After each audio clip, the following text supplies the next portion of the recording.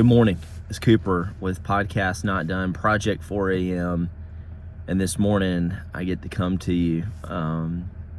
And I was at church on a Wednesday night, this past Wednesday, and this man was teaching, and he said something that just really struck me to the core. He was telling this story about his father who was a carpenter and kind of grew up poor, but he loved to serve the church, and he was at the church and just serving all the time. And this man, when he was a teenager or something like that, the father took him outside and had a saw, a hammer, and some nails and a board. And he told his son, he said, "Do you know what this is?" He was pointing to the saw, and he said, "Yeah, it's a saw." "What do you do with it?" He said, you cut wood. You saw wood." He said, "Well, what is this?" Pointing to the hammer, and he said, "It's a hammer." "What do you do with it?" "Well, you hammer the nails." And his father said, "That's right, son. You never take the hammer to chop wood. And don't ever take the saw to hammer the nails." And he said, as long as you try to hammer the nails with the saw, you will fail. And the man's point was that in life, if we continue on the journey and continue on the trail of trying to make do in this life and trying to get fulfillment and joy with all of the wrong things but Jesus, it will never satisfy with all the stuff. And I was just sitting there listening to this man, and I realized that so much of my life I have spent trying to have joy from my work, from my job, trying to get joy from the way that I do things and provide for my family, trying to get joy from the riches that I have, or the position of authority that I have, or whatever, leadership. And the stuff has failed. I think and the reason that this is so profound is because for the last 10 years of me owning this business, I've tried to discern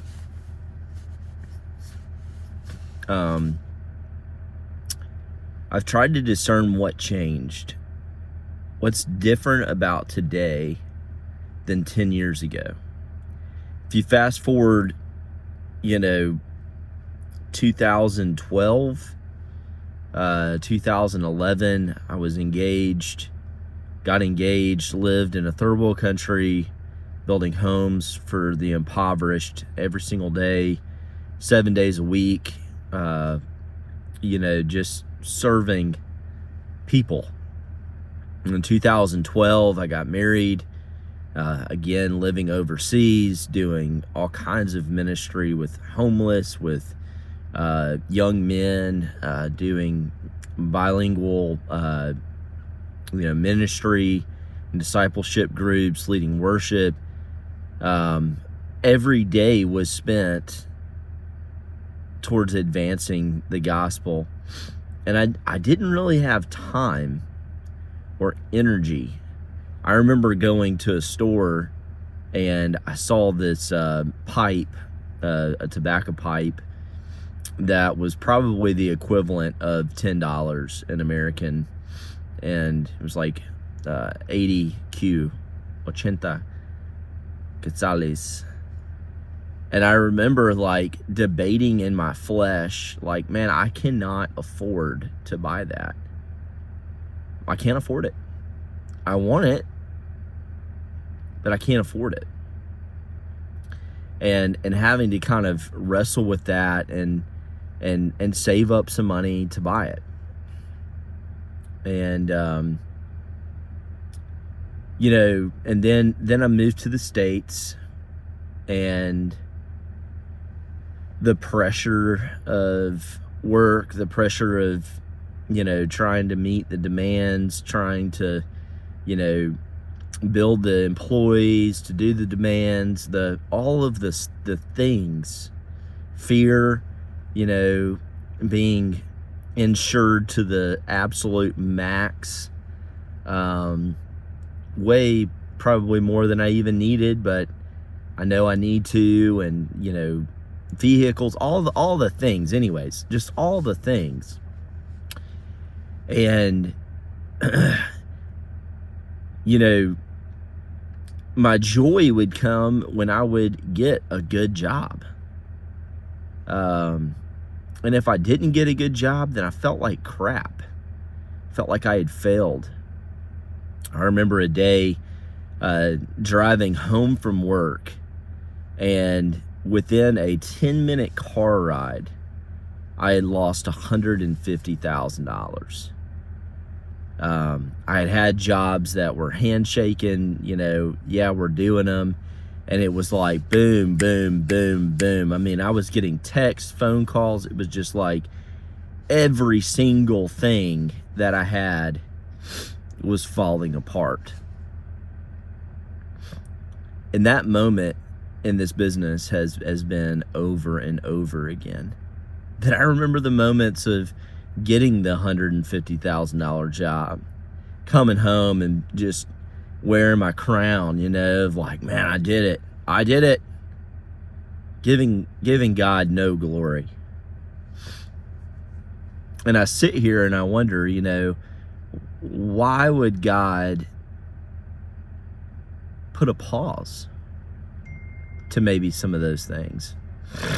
And what I realize is that it's because he did not allow the Israelites to exit the desert until they had learned to rely, to trust, to know that he is the all in all. He is everything.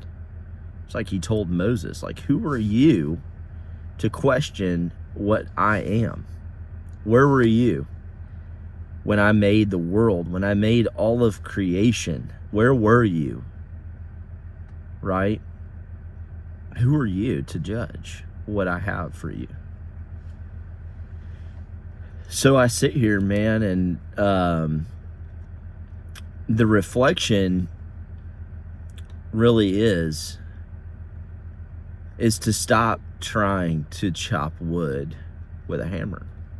Quit trying to nail the nails with the saw. The Lord is waiting patiently, kindly, for me to learn that all of my joy should come from him. And I'll be honest, I still struggle with it. Yeah, I look at some people who, and maybe they don't, but I don't know. I look at them and I'm like, man, they seem to be unfazed. They seem to be unfazed by their circumstances. And I see other people who are unraveled by their circumstances. My desire is to be a man that my joy comes from Jesus. My desire for you is the same thing. And if you find yourself right now in a season where the things that you're trying to do just seem to be failing, maybe the Lord has a similar message for you. Is that he wants to be all. He wants to be the center of our joy. He wants to be the center of our provision, the center of our trust and our faith. He wants to be our hope and our joy, and not our circumstances. So that's what I have today. And I ask that you be praying for me, and I will be praying for you that, that we would cling to Jesus and put our hope in him and not in our circumstances. And I think that as he calls us to deeper faith, as he calls us to be, in positions of leadership, or as he's growing our family, the ask is greater. It's the ask is harder. I know now that I have so much more that I have to put at his feet than I did 10 years ago. I have 3 kids now. I have a mortgage, employees, customers, debt, health that has at times fallen apart, or to watch my family suffer, or people that I love in my community that are a part of my church family. There's so much more to put at the feet of Jesus now than there was 10 years ago. And such is life, So, I just encourage all of you this morning, just lay it at the feet of Jesus. And tomorrow when you wake up, do it again, I know that he's holding all things in his hands. So cheers to you. Thanks for listening to this, and pray that it's encouraging to you, and that the Lord just would move you to greater hope in him. And as we chop wood, let's do it with a saw. Cheers.